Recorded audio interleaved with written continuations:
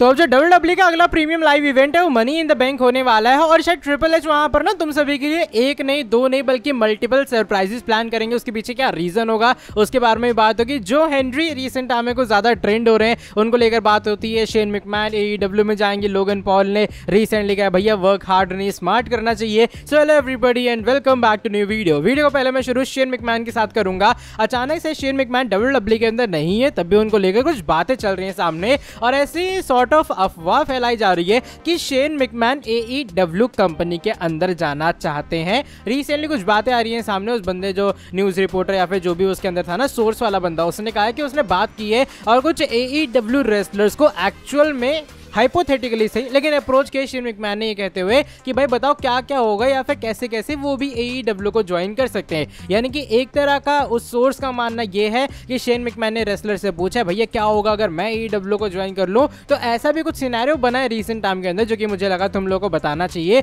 अब एक तरह का इन बातों को देख के ऐसा लग रहा है कि शेन मैकमैन एक सॉर्ट ऑफ पॉइंट पे इंटरेस्टेड है कि वो AEW कंपनी के अंदर जाएंगे और वहां पे जाके कंपीट करेंगे फिर उसका पार्ट होंगे जो भी सीन होने वाला है। तो ये कुछ भी फिलहाल बातें आ रही हैं सामने जो कि मुझे लगा तुम लोग को बतानी चाहिए कि शेन मैकमैन का AEW डिस्कशन चल रहा है। वैसे to be very honest I don't think so कि शेन मैकमैन जाएंगे AEW में। अगर वो जाते हैं तो मुझे लग रहा है CM पंक के डेब्यू के बाद ऐसा शायद दूसरी या तीसरी बार होगा जब मैं AEW को एक्चुअल में लाइव देखूंगा। एक बार मैंने वही देखा था जब हमारे ब्रायन डैनियल्सन का डेब्यू हुआ था, एक बार CM पंक वाले में और शायद अब शेन मैकमैन अगर जाते हैं बाई चांस तो शेन मैकमैन वाले में मैं तीसरी बार AEW लाइव देखने वाला हूं। लेकिन आई डोंट थिंक सो कि शेन जो है वो जाएंगे। ये जस्ट एक अफवाह है जिससे शायद AEW वाले थोड़ा और पंप लेने का ट्राई कर रहे हैं। बात डोमिनिक मिस्टीरियो लिव मॉर्गन के बारे में करूंगा। लॉन्डे जो है वो इंटरेस्टेड अंकल हाउडी के लिए थोड़ी थे। वो कहे अंकल हाउडी तो आ जाएगा लेकिन लिव मॉर्गन और डोमिनिक का क्या सीन रहने वाला है। तो बाय द वे रिसेंटली जो डोमिनिक मिस्टीरियो है वो भी कुछ ज्यादा चीजें करते हुए नजर आ रहे हैं सोशल मीडिया के ऊपर। रिसेंटली लिव मॉर्गन ने एक फोटो डाली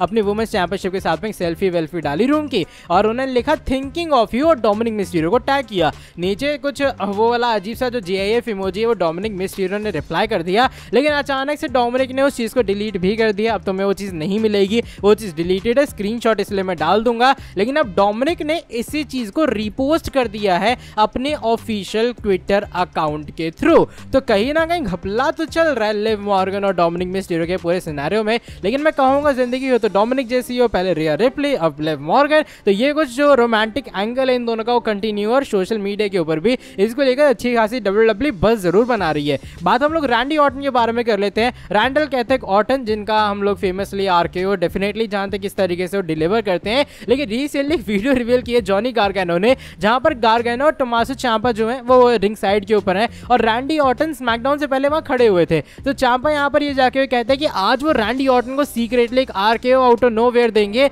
लेकिन जब चांपा वहां जाते हैं कूदते स्टील चेयर से, रैंडी ऑर्टन अपनी गर्दन हटाते हुए नजर आए और चांपा जाके सीधा लड़ जाते हैं ऑफ कोर्स फ्लोर से। तो ये कुछ सीन हुआ। इसके ऊपर रैंडी ऑर्टन ने भी रिसेंट टाइम में रिएक्ट किए ब्रो लिखते हुए कि भाई ये क्या सीन कर रहे थे तुम लोग मेरे साथ में। अब रैंडी ऑर्टन को RKO लगाने का ट्राई कर रहे हो, मतलब ये तो वही हाल है कि तुम सांप को एक कहते हैं ना पकड़ने का ट्राई कर रहे हो जो कि आई don't think so Randy Orton को कोई RKO ढंग से दे पाएगा। रैंडी आखिर उसमें मास्टर जरूर है। चलो बढ़ते हैं इसके बाद वाली स्टोरी की तरफ। इस बार लोगन पॉल के बारे में जुड़ी है। रिसेंटली मैंने अपनी वीडियो के अंदर तुम लोग को बताया था ना कि जो लोगन पॉल है पिछले पूरे 5 डेकेड के अंदर second longest raining United states champion बन चुके हैं। तो इस वाली बात को जैसे ही बात आती है सामने, अगर तुम लोग ट्विटर पे एक्टिव रहते हो, हम्बल रेसलिंग नाम का ट्विटर अकाउंट है जो कि इंडिया का ही बंदा है, तो उसने डाला विद 2 टाइटल डिफेंसेस, यानी कि एक तरह का मॉक के लोगन पॉल को कि भैया लोगन पॉल तुम बन तो गए हो चैंपियन लेकिन सिर्फ 2 टाइटल डिफेंसेस के साथ में तो पिछले 5 डेकेड के longest raining second US champion बने हो। तो इसके ऊपर लोगन पॉल ने रिप्लाई किया है और लोगन पॉल ने लिखा है वर्क स्मार्टर नॉट हार्डर। तो ये कुछ एक्सक्यूज है हमारे लोगन पॉल का उनकी पूरी US टाइटल रेन को लेकर। उन्होंने कहा भैया वर्क थोड़ा स्मार्ट करना चाहिए, मेहनत नहीं करनी चाहिए। क्या मैं हर हफ्ते आके डिफेंड करूँ चैंपियनशिप? ऐसा नहीं है। लोगन पॉल जब भी आते कोई ना कोई कहते हैं ना वायरल मूवमेंट WWE को दे ही जाते हैं। तुम्हें याद होगा अभी रिसेंटली वो जो एरियल ड्रोन शॉट था हमने देखा था पूरे king and queen of the ring के अंदर। तो ये कुछ चीज़ें लोगन पॉल को डेफिनेटली स्मार्टर तो बनाती हैं लेकिन तुम्हारे हिसाब से उनके 2 जो टाइटल रेन जस्टिफाइड है यहाँ पे नहीं, टाइटल डिफेंस सॉरी जस्टिफाइड है यहाँ पे नहीं। अपना ओपिनियन बताना कॉमेंट सेक्शन में।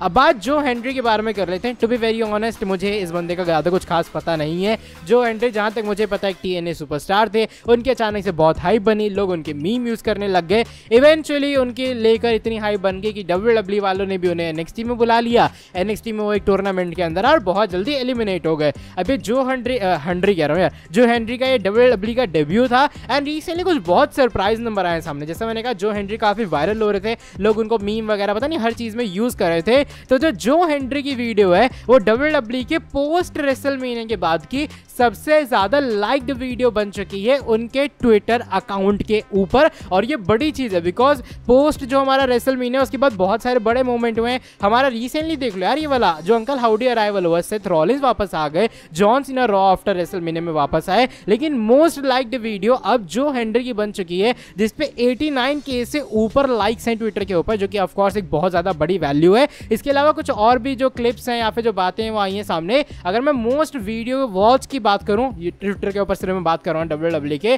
तो अभी फिलहाल अंकल हाउडी का अराइवल टॉप पे है, उस पर 8.4 मिलियन व्यूज है। जो हेनरी एकदम नीचे है 7.1 मिलियन के साथ में, जो कि बहुत मैसिव नंबर है और लगातार बढ़ भी रहा है। थर्ड नंबर पे लिव मॉर्गन है, जिन्होंने डोमिनिक मिस्टीरियो का जो उनका किस वाला एंगल है उस पर 5.3 मिलियन है। टैमा टोंगा सोलो सिकोवा जो जिमी उसो पे टर्न हुआ उस पर 4.6 मिलियन। और हमारी जो NXT चैंपियन के या फिर जो NXT के अंदर जॉर्डन ग्रेस आई थी उसको मिले अराउंड 4.5 मिलियन व्यूज। तो ये कुछ अभी फिलहाल मोस्ट वॉच्ड वीडियो है। इससे पहले जो हमारे अंकल हाउडी की वीडियो है, मोस्ट लाइक्ड वीडियो भी थी, उसका भी स्क्रीनशॉट मैं डाल दूंगा। अंकल हाउडी टॉप पे थे, फिर जो हेनरी, फिर शिमस, फिर लिव मॉर्गन, फिर CM पंक, टामा टोंगा, फिर CM पंक, फिर Seth Rollins, street profits and उसके बाद जॉन सीना। तो ये कुछ पहले टॉप 10 की लिस्ट थी मोस्ट लाइक्ड वाले। लेकिन जो हेनरी अब टॉप कर चुके हैं, अंकल हाउडी को उन्होंने पीछे छोड़ दिया, जो कि सबसे सरप्राइज चीज़ है। वैसे मुझे पता नहीं कि उनकी ऐसा कोई बज़ वगैरह फील नहीं हो रही है, शायद मैं उतना उनके साथ एंगेज नहीं हूँ सोशल मीडिया पे या फिर जो भी सीन है। लेकिन तुम्हारा क्या सोचना है जो हेनरी वाली पूरी चीज़ के बारे में? अपना ओपिनियन तुम लोग बताना कमेंट सेक्शन में। अब चलो बढ़ते हैं आज की हमारी नेक्स्ट एंड फाइनल स्टोरी की तरफ, जो कि मनी इन द बैंक के प्रीमियम लाइव इवेंट के बारे में जुड़ी है। Money in the bank WWE का अगला शो होगा, लेकिन मोस्ट इंपॉर्टेंट थिंग ये है कि समर स्लैम से पहले ये WWE का आखिरी प्रीमियम लाइव इवेंट होगा। यानी कि एक तरह का ट्रिपल एच के पास सिर्फ यही वो बड़ा प्लेटफॉर्म है जिसपे वो कुछ रिटर्न सरप्राइज करवा सकते हैं। इसके बाद तो नॉर्मल रॉ और स्मैकडाउन के शो होंगे और फिर तुम्हारा समर स्लैम आएगा, जो कि रेसलमेनिया के बाद WWE का सबसे बड़ा शो माना जाता है। तो WWE के पास देखा जाए ये फाइनल अपॉर्चुनिटी बची है और बताया जा रहा है इसीलिए जो रिसेंटली स्पेकुलेशंस है कि triple H multiple surprises plan कर रहे हैं इस वाले शो के लिए। एंड इवन शायद उसमें रोमन रेंज को लेकर भी कोई चीज़ हो सकती है। ऑलरेडी रूमर्ड भी है कि शायद रोमन रेंज अटैक कर सकते हैं सोलो वगैरह के ऊपर MITB के लिए और उसके बाद समर स्लैम में वो मैच सेटअप कर सकते हैं। तो बताया जा रहा है कि ट्रिपल एच भी चाहते हैं भैया मनी इन द बैंक के अंदर ज़्यादा बड़े सरप्राइजेज हो। Even money in the bank famous है कुछ बड़े सरप्राइजेज के लिए। जॉन सीना तुम्हें याद होगा, वो आए थे money in the bank show के अंदर, उन्होंने कन्फ्रंट किया था एक बार रोमन रेंज को, उससे मैच वैच भी सेटअप हुआ था इनका समर स्लैम के अंदर। तो वैसे ही कुछ है तुम्हें इस साल भी देखने के लिए मिलेगा, कुछ बड़ा सरप्राइज या फिर कुछ न्यूमरस सरप्राइजेज तुम्हें देखने के लिए मिलेंगे।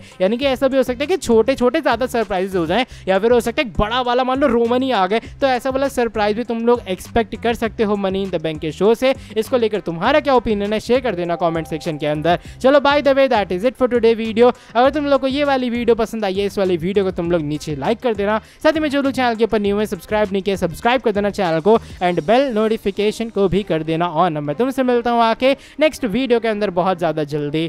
Till then bye bye, take care.